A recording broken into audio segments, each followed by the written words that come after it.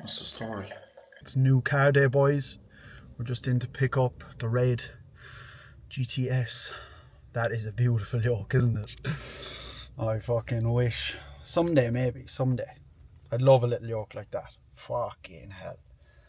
Not out the roads by we live in. But, good morning. Thursday morning, I'm pretty sure. Up and at it nice and early again as usual. Just doing a couple of deliveries for my macro meals. So anyone inside in TBB Kuna, I know I haven't actually been training in here a massive amount. Tempo Cafe. Get yourself a little protein ball. Get yourself a little overnight protein oats. My macro meals is coming for the protein ball scene and the overnight oats scene. Nationally, across the country. The macros are like fucking something else. And both the protein balls, like, have you ever seen a protein ball with 10 grams of protein and like 2 grams of fat, 1 gram of fat? Biscoff protein balls, dark chocolate, white chocolate, normal peanut butter ones. And then the overnight oats. Beautiful, lad. They're not stuff that I can really, well, I can fit them in, I could fit them in, but you know the way I like my oats nowadays on prep. But when I finish prep, I'll be able to get back on the taste testing scene for a lot of stuff and use them as well for my meals, to make life easy on myself, getting stuff in. And then eventually I would love to go down the proper meal prep route and kind of that kind of side of things as much as possible, because how much of an interest I do have in my food. So it's all go. We have a push session to get done now today. We have our steps to get done. Cardio was 45 minutes as usual, but all is good. It's just keeping the stuff going down. I have to head home now on my way out and get on the laptop for the day. I would love another coffee, to be fair. But another day of prep. Let's fucking have it. How much money do you think they make off the toll every single day? They make enough off me every single week anyway. We were 84.1 this morning again. I was 84 yesterday, and Keane was asking me had I broken into the 83s, and I said hopefully now tomorrow. But we were back up to 84.1. Nothing we're going to stress about. Hopefully in the next day or two we'll be back down into the 83s. We were striving for mid to low 83s this week, so there's still plenty of days left in the week. We'll see. All going well, we'll get into the 83s. But we just have to let the body do its thing, lad. Some weeks are going to be faster than others, the rate of loss. Some weeks will be slower. All in all, things are moving. Obviously in yesterday's update video, we're about 6.3 kilo down from heaviest to lowest. Well, not heaviest. My heaviest, I think I hit like between 92 and 93 kilo, which is a lot, you know what I mean? So we'll be nearing on probably 10 kilo from my heaviest point in December time. But about since the start of prep, about 6.5 kilo down almost. Time for a bowl of oats, pre-workout meal. Another couple of hours have passed. The kettle is boiling now, but make my pre-workout with me anyway. I made this sludge earlier on. It's still quite watery, but I like it kind of like this at the moment. And I made 2, so I basically have 2 sludges made for the whole day. Oats are in the fridge, so they've been cooling in the fridge for a while. That's how they're looking. And then we'll get our raspberries and blueberries. I actually really like the raspberries and blueberries a lot more from Lidl over Aldi. I just think you get more bang for your buck. The bags are bigger, and I think, to be honest, it's the same with the veg. It's the frozen broccoli that I get. I don't seem to do frozen broccoli from Aldi. And the meat, I think, could be better quality in Lidl. The chicken certainly kind of looks better anyway. But yeah, so staple, bowl of oats going down. 100. I was just saying to Danny last night, I am going to get Danny. I know she doesn't really like to be on the videos, which is absolutely fine. so she'll have to get used to it with me doing this over the next number of months, or for the foreseeable. I want to get her on, you know, just to get her insight on what it's like to be in a relationship with someone who's on prep, you know what I mean? To just get her insight on it, really. So we're going to do that. And I'm also trying to piece together a podcast at the moment as well. Something I wanted to do for a very long time. It isn't going to be just a podcast where I get on like other coaches or, you know, other people in this sole industry. I want it to be a little bit different than that. Obviously, yeah, we will have people from this side of industries, but not just, you know what I mean? I want it to be broader than that and get some good people on. So just kind of planning that in the background of everything else that's going on a little bit so I can do it right. But yeah, it's all go. It's all go. So I'm going to eat this pre-workout meal. Fuck. This just came out the wash. My favourite top. Lad. Anyway, eat this pre-workout meal, get back on the laptop, get morning shift done, and then we'll head off for a push day inside the gym. There will be more training videos coming as we go. All that chub still there to come off, lad? Plenty of it still to come off. We are chair away, walking pad out. Man, I have a lot of steps done so far for the day. Why not? You know, like, this is exactly why I have the walking pad. I'm able to have the walking pad under the desk, get the steps ticked off nicely while I'm able to work away. Obviously, not doing any check-ins or anything, like with no top on or anything, lad. I don't have any check-ins today, but we are editing content for a shoot that needs to go out now today as well. So I'm getting that done, getting the steps in. Really good session, really good push day wrapped up. I didn't bring the Osmo, so you're on the phone, but it's a fucking scorcher. It is an absolute scorcher. I gave myself a little bit of an indicator of like what it's gonna be like as the next couple of months go along. But I am absolutely buzzing to be prepping in the summer, you know, and not prepping in the winter. But that is push boxed off. I also have I got carried away on the walking pad this morning. My steps are at 12,500, so we have 3,500 steps left to do. So we'll probably struggle to keep the steps below the 16k today, but I'm not gonna try and keep them below, you know, and I'm just gonna let the steps do what they do. But that is all activity pretty much wrapped up, bar a dog walk for the day, and it is currently just gone 2 o'clock, so we'll be able to just belt on with work for the rest of the day pretty much. Get me my post-workout drink.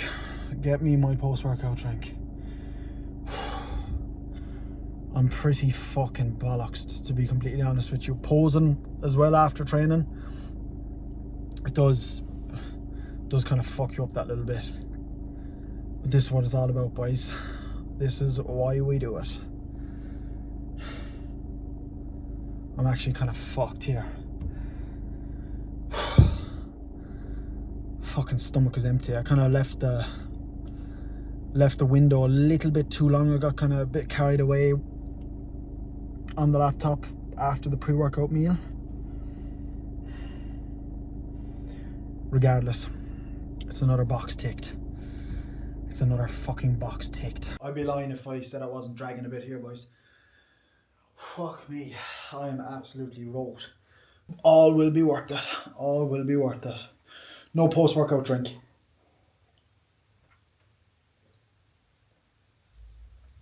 Just a hell of a lot of water.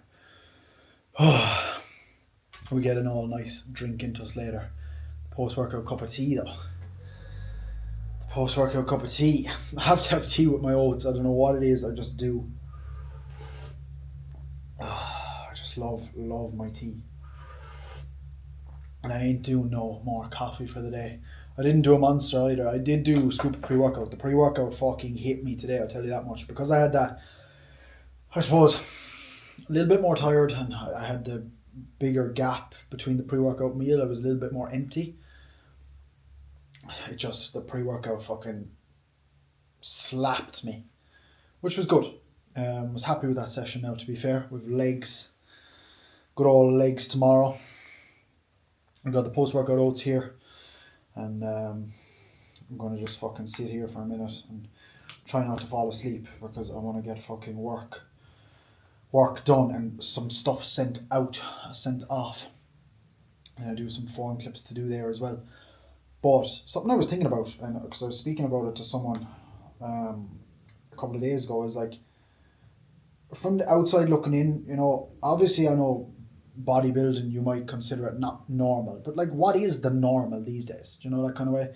And we were talking about food and like being meticulous with tracking everything. And it's not a case of like having to be like that year round.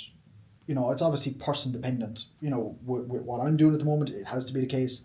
If you're prepping for something specific, if even, you know, you're in a fat loss phase, or if you're in a gaining phase and you want to get the most out of it, any phase that we're in, you want to get the most out of it. You know, being meticulous, tracking food and everything will have to be done every day, majority of the time. You know, unless you're going on holidays or something like that. You know, in a gaining phase and you're just having a week off, I wouldn't be stressing about it too much. But people will look at that and think it's disordered. You know, I was trying to flip that around to the person I was talking to, saying I would actually say it's the other way around. You know, it's fairly ordered eating. You know, that kind of way, because you're tracking what you're putting in your body. Yeah, you might be a little bit obsessive with it, you know, because that's what the goal demands, is for the obsession with it that little bit. But I think disordered eating is more so someone who just doesn't know what to eat, when to eat, just is all over the place with their food that little bit more. You know, that kind of way? I don't know, let me know what you think about that. But all I know for certain is this bowl of oats is going to get absolutely dusted. It is a little bit late, you know, I do still have a good few meals to get in. It's just, when I get stuck into the laptop, like, I work best early in the day off no food, you know, just being fasted, especially no carbs, because we're not at a point yet where I'm having any zero carb meals, which is, you know, great, but that point will come where we'll be running off, obviously, zero carbs, you know. So we'll crack on. I'm going to get the meal into me. I usually do, like, I'm fucking wanked now, to say the least, but I usually get a second win then later on, for anything that needs to be done. Now today there isn't a whole amount of steps to be done. Like, there's 13,000 done, I still have 3,000 to do. Later on, the grass and stuff needs to be cut, to be fair, so I'm going to get the grass cut, and there's a good bit of lawn there to do, which is grand. And I do need to walk the dog again. They're all just things that need to be done, you know what I mean? And if I end up getting 20,000 steps, I end up getting 20,000 steps, you know. It's just going to drive me on that little bit more. But at the same time, bodybuilding is all about kind of, you know, going through a prep like this is all about kind of just doing the right amount. Do you know, that kind of way? Like, me going out of my way to try and do 20,000 steps when I'm supposed to be doing 16,000 steps isn't really going to do much for me, only like batter me into the ground a little bit more. And if I'm continuously, you know, when you see people, like, you don't see people doing it, but people do it, you know, when there's a set food plan, right, and there's a set fucking expenditure plan in terms of how much cardio you need to do, how many steps you need to do, right? If Keane, just say for me, for example, is looking at me and thinking, okay, this is how lean he is now at this point, from doing this amount of cardio, doing this amount of steps, eating that amount of food, right? That plateaus, so I've stopped losing weight at the current time. Then Keane puts in an adjustment. He says, right, we're going to do 18,000 steps. We're going to do 60 minutes cardio. We're going to take away 200 calories worth of food, right? What happens when I've already been doing the 60 minutes cardio, I've already been doing the 18,000 steps, I've already been eating the 200 calories less to try and, you know, speed things up that little bit more? Nothing changes, you know, I'm just stuck there. And then food has to be pulled even more and cardio has to be pushed even higher. So just, if you're on a plan, just trust that plan. Obviously, if things are changing, you know, if things aren't happening from, you know, I would say within 10 days, 2 weeks, depending on your time frame, do make adjustments, but stick it out, you know what I mean? Like, stick it out. As I said to you, if I was doing this prep alone, you know, and going through it myself, coaching myself, I'd have food probably a good bit lower by now. And cardio, maybe not. Like, I'd always just pull food. I'd have food a lot lower, and then cardio probably being around this dependent. But, you know, just trust the plan. And if you nail it 100%, something will happen. You know what I mean? It's a problem, I think, a lot of the time when you see people who aren't looking at the plan that they're on thinking it's going to work, but then at the same time they're missing stuff. You know what I mean? They're missing here, they're overeating a little bit here, they're doing a little bit less cardio here, and then they're wondering why things aren't happening. So then they think the plan isn't right, so they start under eating a little bit more, they start overdoing it with cardio and stuff, and it all just kind of becomes fucking messed up. You know what I mean? Honesty is a huge thing. Just like, it is what it is here. I think this is great as well because Keen watches most of my videos, to be fair. He's able to see what I'm like on a day-to-day, you know. And one thing he's also asked for me to do from now on with check-ins, so he can get a better picture, is on my camera just do a full video of my check-in, like I do anyway, but I just take screenshots and send him photos, you know what I mean? So I'm going to start sending him like a full video so he can get a better picture of, you know, a crystal clear image of what I kind of look like. And hopefully it's all right and he doesn't think it looks worse when he sees that it looks like that. Anyway, I know I'm rambling, but this is what I love about YouTube. You know, I can, and it's my channel. I can fucking say what I want, lad. I'm gonna get this in. First bite.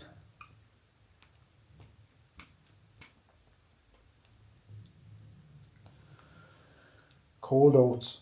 Cold oats, lad. If you haven't tried it and you're still cooking your oats, just give it a go. It's like overnight oats, you know what I mean?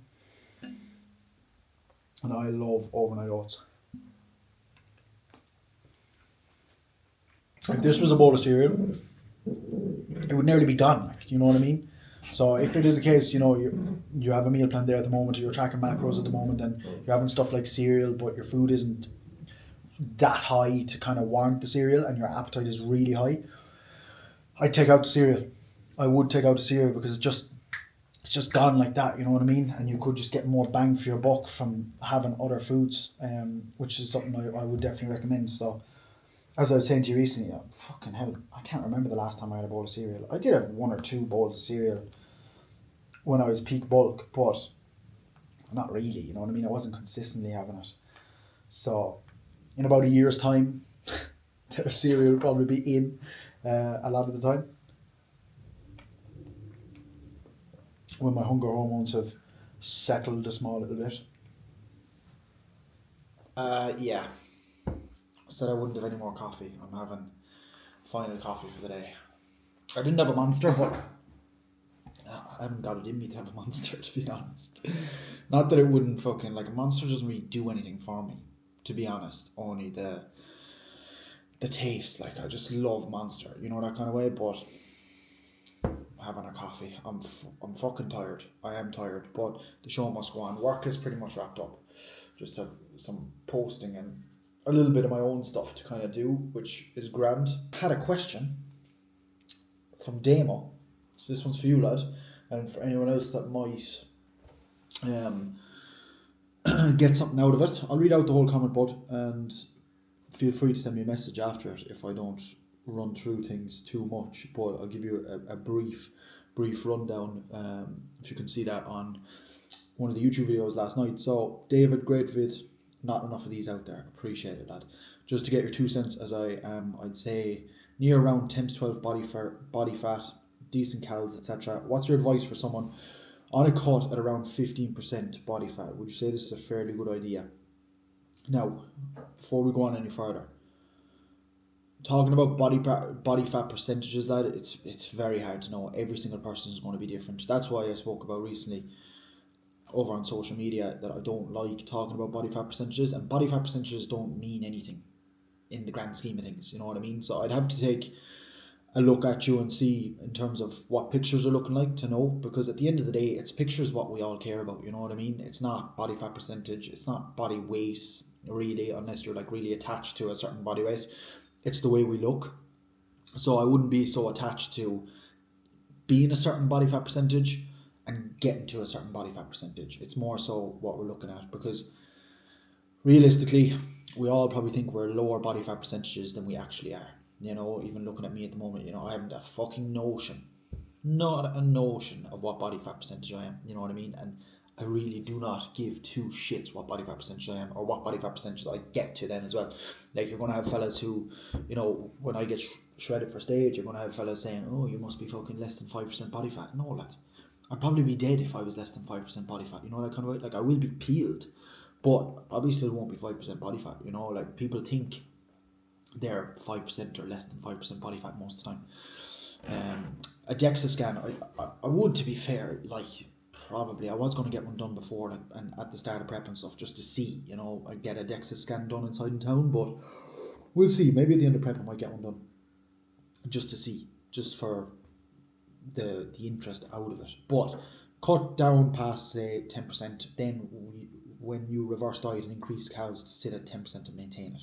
Okay, you have a very good idea here, lad, of exactly what I was speaking about in the reverse. You know what I mean? Because coming off a cut, you're always going to increase body fat, as much as there's so many different opinions on this, it absolutely is inevitable that you're going to gain body fat. Absolutely. And you have to, you know, unless you don't get that lean. If you get super, super lean, to get your body back to normality, to get you feeling good, to get hormones in a really good spot, you need to get a little bit of body fat back on you. You know, my main priority when I finish prep is going to be getting a bit of body fat back on me to get me back to life, you know, not to just stay peeled to the bone. And again, it's another issue. We're talking to some lads of just, you know, and girls especially, you know, of just being scared to put on a tiny bit of body fat just to get hormones and everything in a really good spot. You know, I speak about to clients more than anything a lot of the time about always just thinking and worrying about the outside, but never thinking about the inside. You know, if our inside is in a good spot, all the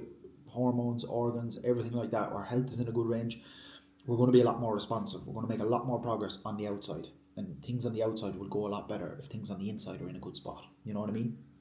So, for example, starting calories at 15%, 3,400 calories. Okay, slowly decreasing 3,150, 2,850, 2,500. Then once you increase, you won't be able to have the same amount as when you started. So perhaps it will be 2,900. Exactly. You're never going to be able to just finish dieting and go straight back to the calories that you started at. All right, because chances are you're going to gain a lot of body fat from that. Now, I would say you want to get your food up to a good point straight away, you know, so we can obviously get back to normality, get some life back in us, and again decrease the risk of us binging and overeating and all that.